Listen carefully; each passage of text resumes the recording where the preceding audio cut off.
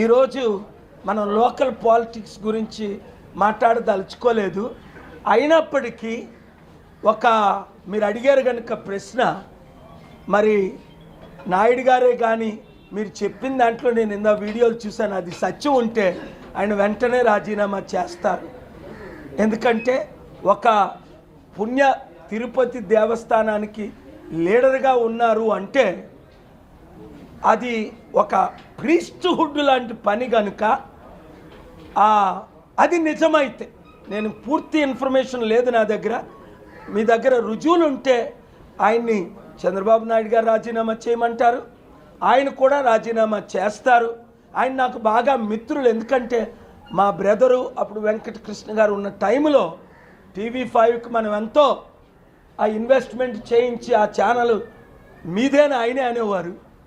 So ఆ ఛానల్కి చెడ్డ పేరు రాకూడదు, అలాగే తిరుపతికి చెడ్డ పేరు రాకూడదు. దాని గురించి ఇప్పుడు మనం మాట్లాడుకోవడం మంచిది కాదు. ఇప్పుడు ప్రపంచ శాంతి గురించి మాట్లాడదాం. భారతదేశం యొక్క రోల్, నేను ఏ విధంగా ఇప్పుడు యుద్ధం స్టార్ట్ అయిన దగ్గర నుంచి రాత్రి పగలు పనిచేస్తున్నాను. ఇవతల ఇరాన్ లీడర్స్తో మాట్లాడుతున్నాను, అమెరికన్ లీడర్స్తో మాట్లాడుతున్నాను, మీకు మెసేజ్లు కూడా చూపించాను. నేను సక్సెస్ అవ్వడానికి మీరందరూ మద్దతు ఇవ్వాలని, ఇది 3వ ప్రపంచ యుద్ధంగా మారకూడదని అందరినీ కోరుతున్నాను.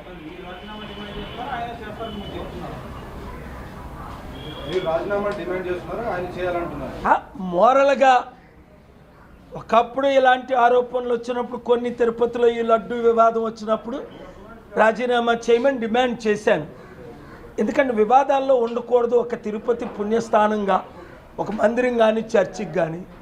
సో ఇది నిజమైతే ఆయన రాజీనామా చేస్తారు. ఆయన గురించి నాకు అనేక సంవత్సరాల నుంచి తెలుసు కనుక ఒక మోరల్ స్టాండ్ మీద ఆయన, అది చూడాలి, ఇన్వెస్టిగేషన్లో తెలుస్తుంది.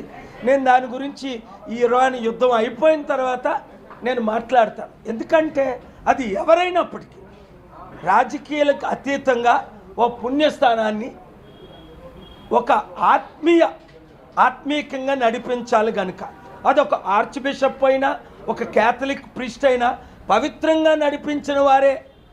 ఇప్పటికే చాలా కాంట్రవర్సీ రాబట్టి నేను సుప్రీంకోర్టుకి వెళ్ళి అందరి నోరులు ముగించాను. అప్పుడు ఆ పవన్ కళ్యాణ్ పిచ్చి పిచ్చి వాగుళ్ళు వాగేవాడు, ఇదంతా కల్తీ జరిగిపోయింది నెయ్యిలో అని, అవన్నీ నేను నోరు మీమంది సుప్రీంకోర్టుకి వెళ్ళాను, నోరు ముగించాను.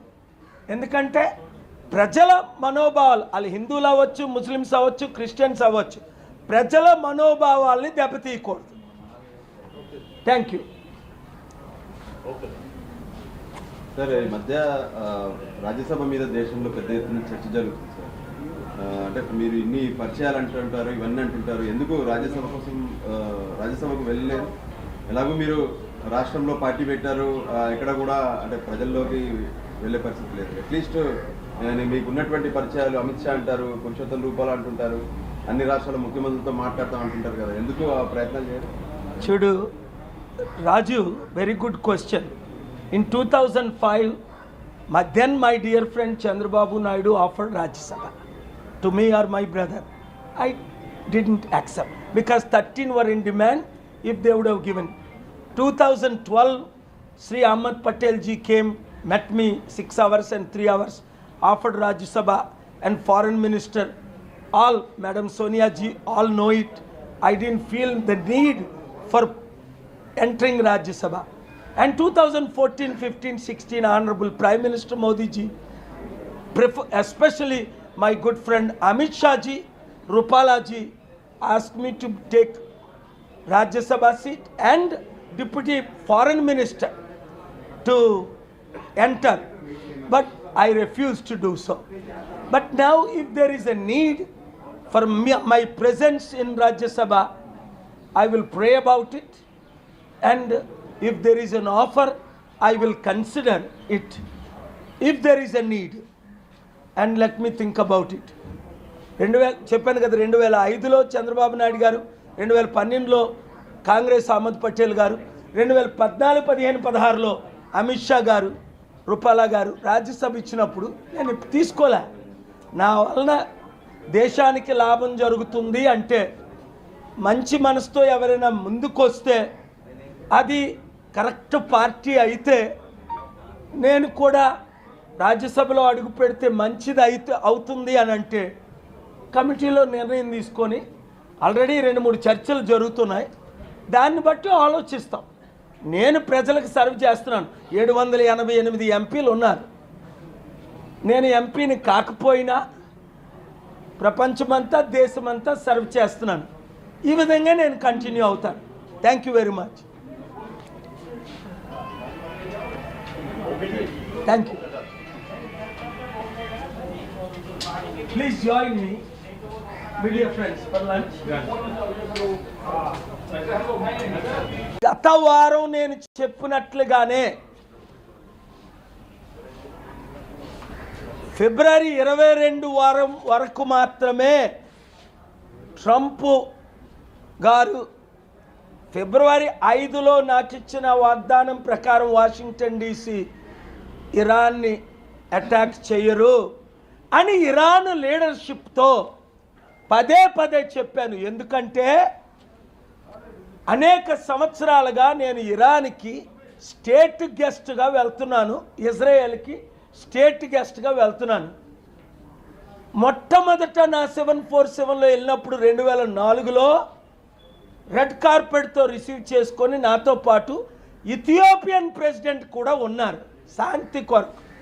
రెండోసారి వెళ్ళినప్పుడు American governor associations chairman presidential candidate Mike Huckabee Evander Holyfield ఉన్నారు.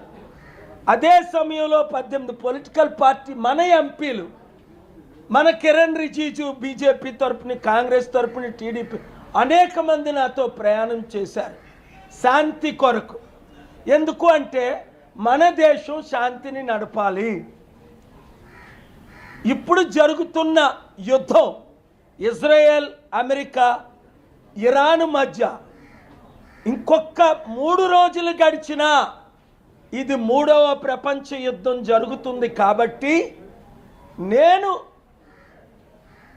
ముఖ్యంగా ఇప్పుడు ఇంగ్లీష్లో మాట్లాడి ప్రపంచ నాయకులందరినీ కోరేది ఏంటంటే, ముఖ్యంగా ఇప్పుడు శాంతికి అవకాశం ఇవ్వండి. 3 దేశాల మధ్య నేను శాంతి దూతగా ఉన్నాను కాబట్టి, ఇజ్రాయెల్, ఇరాన్, అమెరికాలో నేను స్టేట్ గెస్ట్లుగా ఉన్నాను కాబట్టి నిష్పక్షపాతంగా శాంతి నెగోషియేషన్స్ నేను చేస్తాను. రెండోది నేను రిక్వెస్ట్ చేసింది ఏంటంటే, చాలా ప్రజలందరూ ప్రార్థించండి. ఎందుకు? అన్ని మతాల వారు, ప్రభు బిడ్డలందరూ ప్రార్థన శాంతి సభ పెట్టాను ఫిబ్రవరి 22ని. 200 దేశాల్లో 14 స్పీకర్స్ని 2 minutes మాట్లాడమని పిలి. ఆ శాంతి సభను అడ్డుకున్నారు. ఎవరి ద్వారా? తమిళనాడు ముఖ్యమంత్రిని రానివ్వకుండా, పర్మిషన్లు ఇవ్వకుండా. చివరికి కోర్టుకి వెళ్తాం ఫ్రైడే, శుక్రవారం అంటే ఒకరోజు ముందు ఆదివారం మీటింగ్కి పర్మిషన్ ఇచ్చారు. తద్వారా మేము అనుకున్న 200 దేశాల్లో 200 కోట్ల మందిని లైవ్ రీచ్ అవ్వలేకపోయాం. అయినప్పటికీ 200 దేశాలకి మెసేజ్ పంపించాం. ఇది జరుగుతుంది అని ఫిబ్రవరి 5నే నాకు తెలుసు. 3000 మంది నాయకులు వాషింగ్టన్ DCలో నన్ను కలిసినప్పుడు అందులో 60 మంది ముఖ్య నేతలు, ప్రెసిడెంట్ ట్రంప్ ఒకరు, అక్కడున్న స్పీకర్ ఒకరు, రిపబ్లికన్ డెమోక్రాట్ సెనేటర్స్ ఒకరు, గవర్నర్స్, వీళ్ళంతా వెంటనే 7ను బయలుదేరి వచ్చేసారు. ఈ శాంతి సభ పెట్టి ఈ ఇరాన్ అమెరికా యుద్ధం ఆపుదామని. మన దేశంలో నాయకులందరినీ ఈరోజు ఎవరిని నేను క్రిటిసైజ్ చేయదలుచుకోలేదు. కానీ మన దేశానికి ఒక అవకాశం ఇప్పుడు. మోదీ గారు నిన్న కాక మొన్నే ఇజ్రాయెల్లో ఉన్నారు.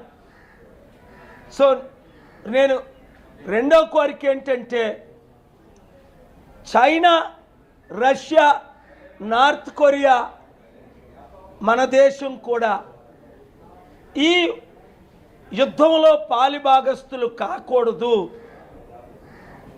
నార్త్ కొరియా లీడర్ ఏమంటున్నాడు మనకు తెలుసు, అమెరికాని అటాక్ చేస్తాను.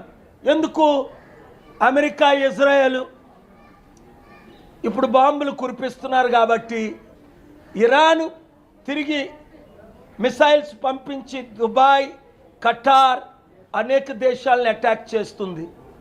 ఇది 3వ ప్రపంచ యుద్ధం అని అనేక సార్లు మీకు చెప్పిన చాలామంది సీరియస్గా తీసుకోవాలి. నాకేంట్లే అని, మీకేంటా? ఇప్పుడు ప్రపంచం అంతా ఒక గ్లోబల్. చిన్నప్పటి నుంచి మనం చూస్తున్నాం, మన శరీరంలో ఒక అంగానికి, కాలుకో, చేయికో లేదా కన్నుకో బాధ కలిగితే శరీరం అంతా ఎలా బాధపడుతుందో అదేవిధంగా ఈ ప్రపంచంలో ఉన్న 200 దేశాలు కూడా ఒకరికొకరు కలిసి ఉన్నారు కాబట్టి ఈ 3వ ప్రపంచ యుద్ధం ద్వారా ప్రపంచం నాశనం అయిపోద్ది, ఎకానమీ నాశనం అయిపోద్ది, ఉద్యోగాలు నాశనం అయిపోతాయి, సర్వనాశనం అయిపోతుంది. కనుక మీడియా మిత్రులు, 15 కోట్లు తెలుగు ప్రజలు ఈ యుద్ధం ఆగాలని ప్రార్థించండి. China, North Korea, Russia involve అవ్వకూడదని ప్రార్థించండి. ఈ 3 మనం చేస్తే 3 రోజుల్లో ఈ యుద్ధాన్ని ఆపడానికి నాకు అవకాశం ఇవ్వండి అని 1999లో యుగోస్లోవియాలో యుద్ధం జరిగినప్పుడు నేటో దేశానికి, యుగోస్లోవియాకి బిల్ క్లింటన్ గారు నాకు టైం ఇచ్చారు. నేను యుగోస్లోవియా వెళ్ళాను, యుద్ధం ఆపాం. 2006 తర్వాత 11లో మన ఇండియన్ పార్లమెంట్ అమెరికన్ లీడర్స్తో లిబియా వెళ్ళాం. అప్పుడు ఒబామా గారు నాకు 72 గంటలు టైం ఇచ్చారు. ఆ యుద్ధం ఆపడానికి ప్రయత్నించాం, తర్వాత ఆపగలిగాం. 2002లో ఇండియా పాకిస్తాన్కి నాకు అవకాశం ఇచ్చారు, పాకిస్తాన్ వెళ్ళాను, వాజ్పేయి గారితో ఇక్కడ కలిసాం, ఆ యుద్ధం ఆపాం. 2003లో లైబీరియా 30 రోజులు ఉన్నాను, అంత పెద్ద యుద్ధం, అది ఆపగలిగాం. 2000లో హూటు టూటీస్ బురుండి రవాండా పార్లమెంట్లో స్పీచ్ ఇచ్చి ఆ యుద్ధం ఆపాం. ఇది అన్నిటికంటే చాలా డేంజరస్ యుద్ధం. ఎందుకు? ఇది ప్రపంచ అగ్రరాజ్యాలు, ఒకవైపు అమెరికా, ఇజ్రాయెల్, ఇంకొక వైపు చైనా, రష్యా, నార్త్ కొరియా, మధ్యన ఇరాన్ ఉంది, మధ్యన మన దేశం ఇండియా ఉంది. కనుక ఇది చాలా సీరియస్ అని గమనించండి. మీడియా మిత్రులారా, ఈ యుద్ధం ఆగినంత వరకు మీరు మీ ఛానల్లో శాంతి కొరకు మాత్రమే మాట్లాడండి, రాజకీయాలు పక్కన పెట్టి. ఎందుకంటే ప్రార్థనల ద్వారా మన ప్రయత్నాలు ఏది ఫెయిల్ అవ్వలేదు, ఇక అవ్వం కూడా. Thank you very much. God bless you.